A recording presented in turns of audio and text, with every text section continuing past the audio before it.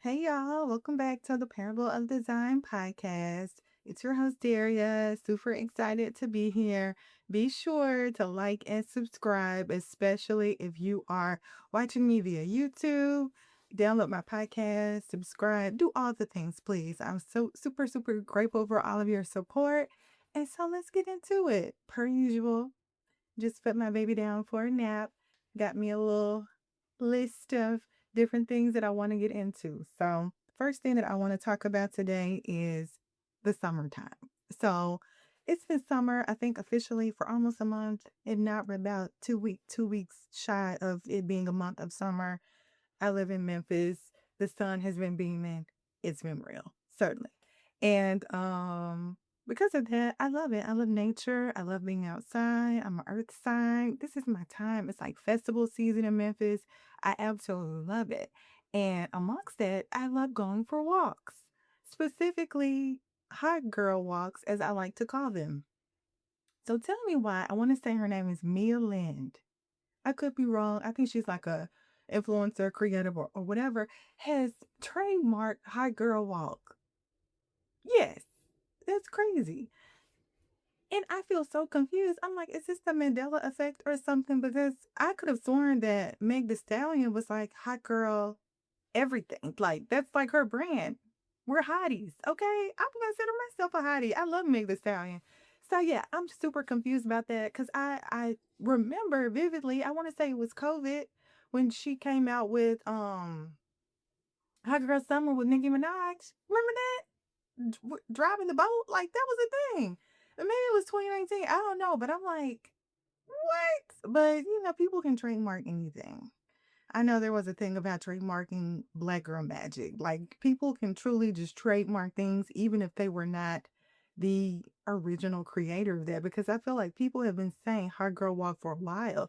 And I want to say that she trademarked it in 2023, which means that was still 3 years after Meg said it. Okay. So maybe Meg didn't say Hot Girl Walk, but I know that she, in my mind, as far as the present day, was like the originator of saying all this hot girl stuff, like hot girl anything. She had a perfume coming out. A hot girl perfume. I think that's like what it's called. Definitely gonna be getting it. But yeah, so hopefully I don't get sued for saying I've been taking hot girl walks. But that's crazy. Every time I go for a walk, I think about the fact that she even trademarked hot girl walk. I'm like, dang. But trademarks are for like I think it's for like merch and different things like that, which still crazy, but whatever. Like, how you just gonna trademark that? Crazy. Like, Meg the Stallion had the hottie meal at Popeyes. She had like the hottie. I want to say it was like hottie sauce or something. Anyway, crazy.com. We are starting off with a bang. Okay. Next thing I want to talk about is some real I guess kind of transitioning into something a little bit deeper. I want to talk about being on the other side of decisions that hit me shook. Okay. So I won't get too into detail, but last year I was presented with a whole bunch of crazy decisions that I had to make at once. And I'm a Christian, so sorry, if you're like, turn this off, I don't want to hear that. But I really had to like trust in God and trust that everything would be okay, despite the fact that I was making a lot of very new decisions that, career wise, I can say that career wise, I don't want nobody thinking I'm crazy. Career wise, that, um, I was very fearful about. I totally had prayed about it. I sought counsel about it. And I just was just put in this decision where I had to kind of put things on my lever scale. And I can definitely say that I'm on the other side of that. And I feel great about those decisions. I think decision making has definitely been something that I have learned to navigate, especially being in my 20s. I don't know about y'all, but what the hell was I thinking half the time? I have no idea. But recognizing that honestly, sometimes there is no bad choice and heavy on the sometimes.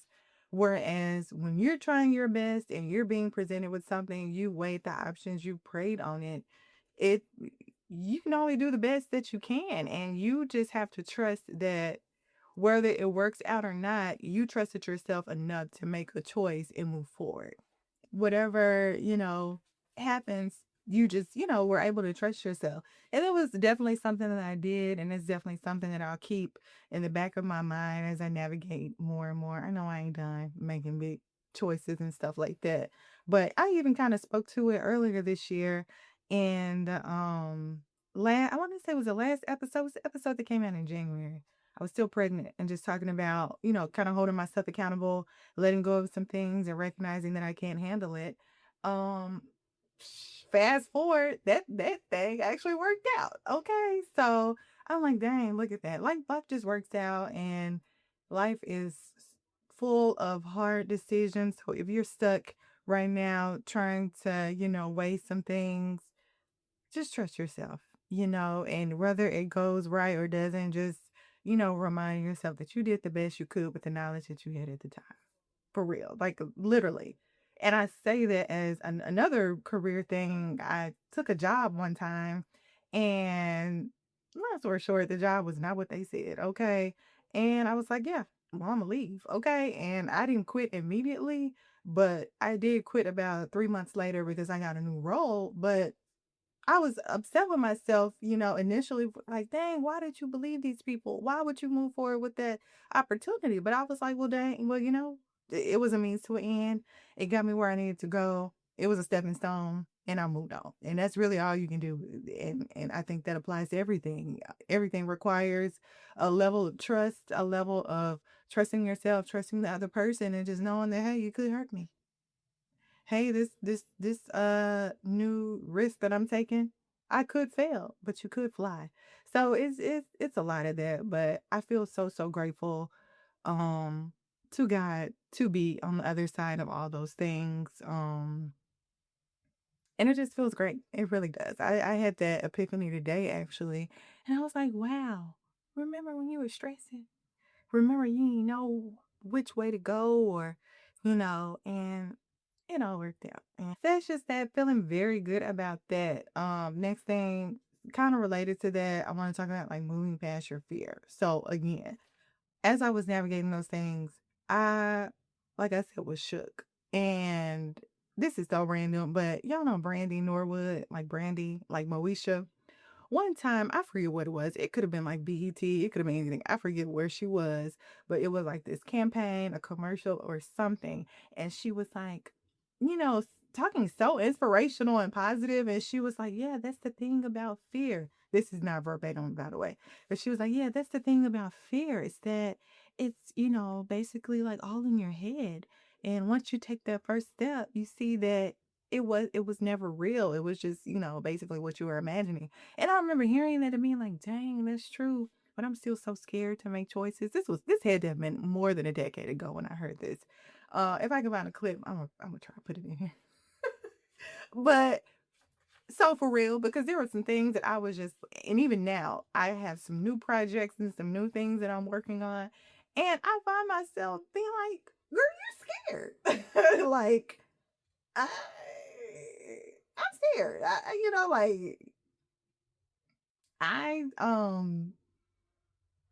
that's all I have to say about that. But moving past it, I think do it scared for real. Just regardless is truly a thing. So I've really been leaning into that, doing it scared, moving forward.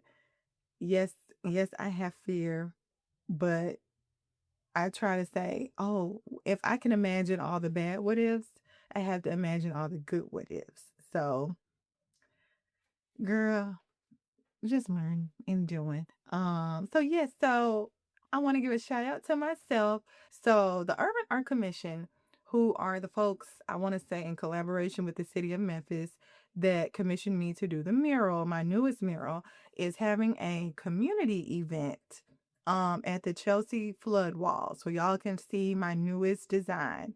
So come on out and see my newest design. It's going to be a community event. It is going to be from 11 a.m. to 12 p.m. Once again, that is the Chelsea Flood Wall in Memphis, Tennessee. So it's on Chelsea Avenue, if you're familiar with that. And you will be able to see me. You will see my mural I designed. It's going to be dope. It's a very big mural. Like, this is the biggest mural I think I've ever designed in life. Um, It's incredible, and I want y'all to see it. Come out and see me. I'll be there, and it will be dope, certainly. But yeah, I just want to give a shout out to myself for that because I'm super excited to, just be there. But yeah, I'm just working on a lot of things, and because of that, that leads me into my next topic. My art process versus my design process. So as y'all know, I am a digital designer by trade or by full-time role, and I'm an artist and like illustrator and so many other things outside of that. So all of my personal projects include me like illustrating, designing murals and stuff like that. And today, being presented with some new projects, I was just thinking like, dang, I really do have like low key two separate um processes. What do y'all's processes look like? So I can give a gist of it. So when it comes to like illustrations, murals, things that are not as technical as a graphic design, that process is much more free flowing. It's a lot of word webs and looking at inspiration. Okay, so let me stop right here because mind you, when I was listing this off and then I listened to it after, I'm like, girl, what are you even talking about? So, like word webs, looking at different images, sketching things out, playing around with different, elements, that I'm thinking of for my layout, colors. Am I going for more of like abstraction? What am I trying to portray? Just really thinking about, what I'm trying to convey in this illustration or whatever. This is a more thorough version of my art process. Girl, I don't know what I was talking about when I recorded this, but anyway, different like pictures, feeling my vibe, like it really taking naps. Like I love to go to sleep and feel refreshed and stuff like that versus design. I feel like their process is a lot more technical. I'm really trying to convey whatever needs to be conveyed, on the graphic and poster or whatever, because that's important. Legibility. I'm looking at different, fonts and making sure that the typography is up to par and the imagery, making sure that it's portraying the right thing and context. Does this, overall make sense as far as whatever, I've been, I'm designing for. So a lot more technical, but it's so interesting how I just immediately get into this like flow state of knowing what I'm doing. And I'm proud of that, I think it's, taking some time to really curate my toolkit in my head about how I navigate these things. And I like it, it just it's like, hey, look at you, girl, you out here doing it. But what's in your toolkit? Like I say that all the time. Toolkit, designer toolkit was something that I learned when I was in grad school. We had to read a series of books, and one of them was a book that like watched these artists and designers do their thing. And like basically the summary of it was that each person had a toolkit in at which they would, mentally reach for different things to help them solve a design problem, essentially. So that's what I mean by that. So, I have a style. I feel like most designers have a style. So in my toolkit, I have different things that I am looking for, kind of like an ingredient list for my recipe to go into a design that makes me feel like it's effective and finished. Which, if you're a new designer and stuff like that, and you find yourself taking a long time to design, I would recommend you kind of sit back and think about what does a finished design look like for you. And I think once you're able to think about that and kind of you can even write it down like sort of maybe kind of sort of have some practice projects and things like that. I think you'll be able to get faster, not that you've got to just be speed racing through designs, but I think as you grow as a designer, it's good to be able to not be working on the same thing for 6 weeks. Okay, like you need to be able to low key kind of crank out work. So think about what's in your toolkit. Think about what makes your work look finished, not finished, done, whatever. Think about work you don't like. Think about things that look incomplete. You're like, oh, that needs a little bit some, don't know what it is. Think about that. If you don't know what it is, like, print it out or screenshot it and come back and be like, oh, it needs this. Oh, it needs, a little bit more hierarchy. Oh, it needs more contrast. Oh, like, all the things. Figure that out, and then I think it'll I don't even think. I know it'll help you be a speedier designer because you know what you're going for when you design. And that's not to say that all of your designs will look alike. It's just it's just a mental sort of list that can help you navigate as you're designing. Um, so yes. I feel like I hope I articulated that well. If y'all have questions, comment below and I'll answer it if you need me to like break something down a little bit better or if I need to have another video. But that's just my advice. Something random I want to talk about is the verses for Pretty Ricky and B2K. Did y'all watch that? I watched it and I found myself really enjoying it. If you're not familiar, B2K and Pretty Ricky are both two like boy bands that were popular in the early 2000s. They had me in a chokehold. I will say I had no business listening to that. So sorry, mama, but I was. Knew every word. They sang those songs. I said, oh, this takes me back. Okay, granted, I was like preteen, okay, little teenager era, whatever. But B2K was a little bit before my time. That was I was like maybe second grade, first grade, third grade when B2K was popular, so I wasn't quite there yet. But Pretty Ricky, yeah, I was all the way like, and I would say Pretty Ricky won. I don't even know if that's debatable. I think everybody thinks they won. But it was a really good verses. Like I remember when verses they were happening, back to back, especially during COVID and stuff. It was a lot of good ones, but this one was like the first one where I was like, yes, like I am interested in this. But yeah, it just all the songs. Boy, they got some songs on them. They need to come out with a new album. I know Pleasure P like did his solo thing for a while. They were killing it on stage. Like, I mean, hit after hit after hit. They had good stamina. The red was cute that they had on. I said, okay, spectacular, baby blue, Pleasure P. It was incredible. Like, it's funny to even be talking about this, but I really enjoyed it. Also enjoyed the Joe, Joe.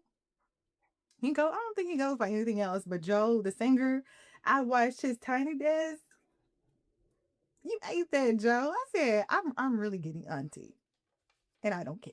Because look, as much as I'm a hip hop girly, don't nobody want to listen to that all the time. Sometimes you want to just vibe and listen to something slow. I'm with my husband or something. I want to listen to something romantic. Like I don't want to be listening to I'm all my ops. I'm gonna, da da da da da, spin the block. I got a Glock. Like it's crazy. I don't want to hear that all the time. So time and place certainly. But that Joe Tidy Desk was nice. I grew up listening to Joe. My mama was listening to Joe. K97 had Joe on rotation. Okay. Shout out to them. So that's about it. I'm gonna get into approve or archive. Woo!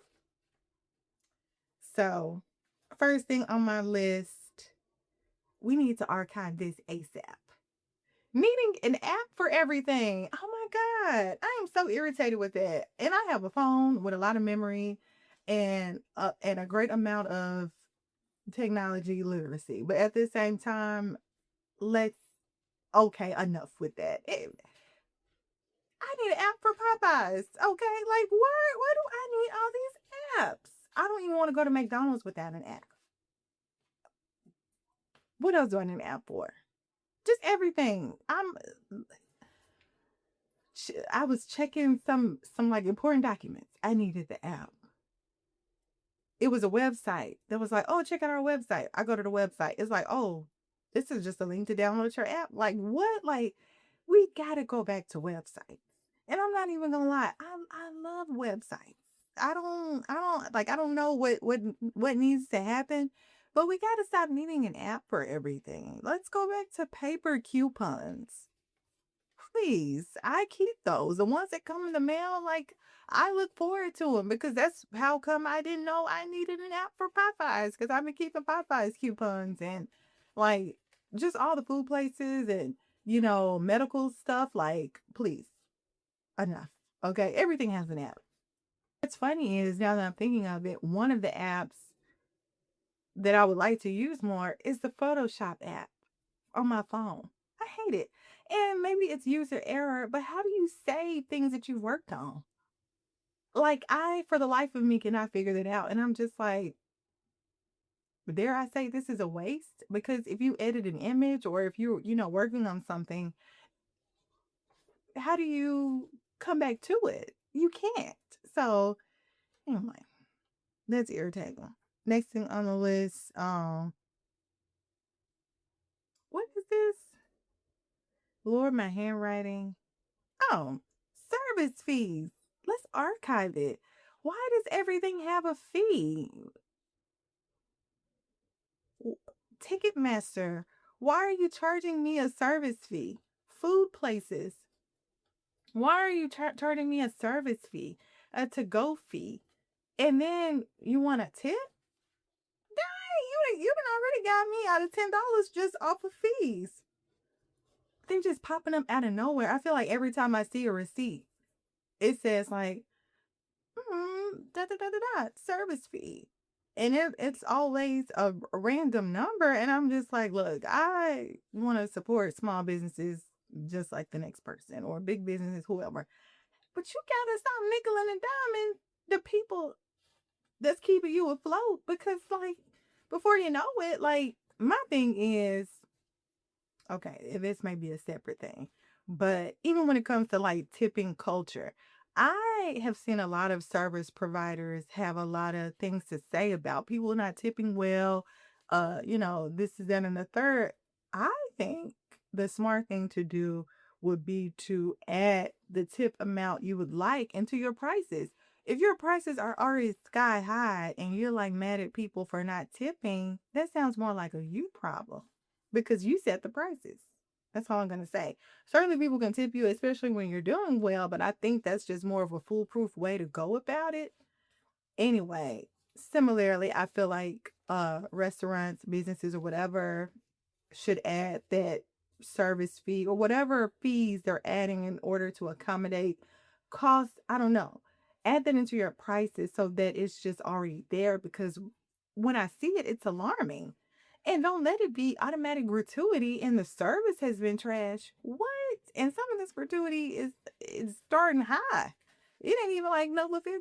It's okay, 18%, 20%.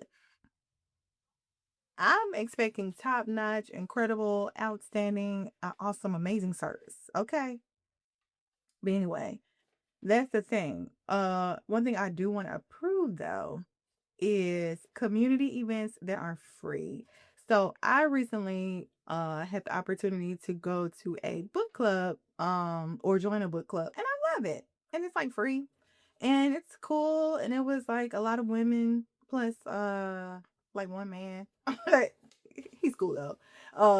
And I was like, okay, so shout out to them. One of the girls is a coworker friend that I made and she's really nice. So it's nice to see her, nice to see her, just it's just nice to be in community and to see all the women were so articulate and just nice and pretty and don't get me started. Okay. I'm a lover of women, okay, in the best way. Like I just love being a woman and I just love supporting other women and I love being in the midst of just women who are just the girl say your opinion. You did what? You feel okay. I hear you. Even if I don't agree, I'm just like, it's nice. Cause I mean, we ain't doing I'm talking about the book. I will say, didn't have much to say because I joined kind of late. So I only read a gist a, just a tiny little bit of the book, but it's cool. I definitely approve that.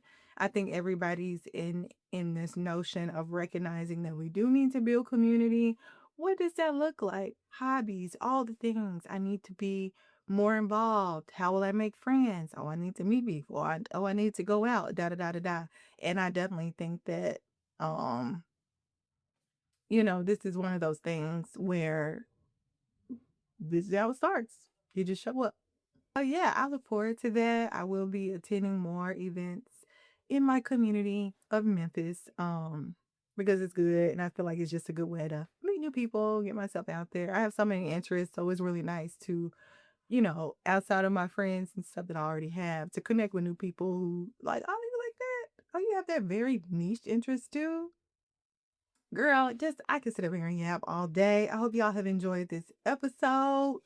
We touched and talked on so many things. Please take my advice when it comes to y'all young designers. Think about what makes your work pop. Think about what makes your work. And really, really hone into that because it's going to help you be faster. It help you take criticism better. It'll help you with all those things. And I think all those things are important. Community events, put yourself out there. Go, even if it's weird, even if it's awkward. What I say earlier, do it scared. I'll be right there with you, okay? In spirit, doing separate things, doing it scared, because that's what it's all about. You'll feel so fulfilled afterwards. And then if you go and it's like, this sucks, you can leave. One thing about me, I'm gonna leave. So that's that. Hot girl walks. Don't sue me. Please don't sue me. Keep taking your hot girl walks. Move past your fear. Fear is only in your head. If you're going to think about negative what ifs, think about positive what ifs, all the things. Okay. I'm here for it. And once again, be on the lookout for my new work. I'm probably going to vlog it so y'all can see me, out there and looking at the mural that I designed and stuff like that. It's going to be dope. And just all my new stuff that I'm working on. I know I always say that, and y'all be like, "Can we see?" Okay, so I intend on posting and vlogging and making more content so y'all can see all the things that I'm always getting into and creating. So please be patient with me. Tell a friend to tell a friend. Please listen to my podcast. I don't mean to say please like out of desperation, but like I love the support. Please do. You can listen to me on Apple Music, Amazon Music, anywhere you listen to podcasts, honestly, and on YouTube. So yeah, once again, be sure to like and subscribe. And this episode has been good. Bye.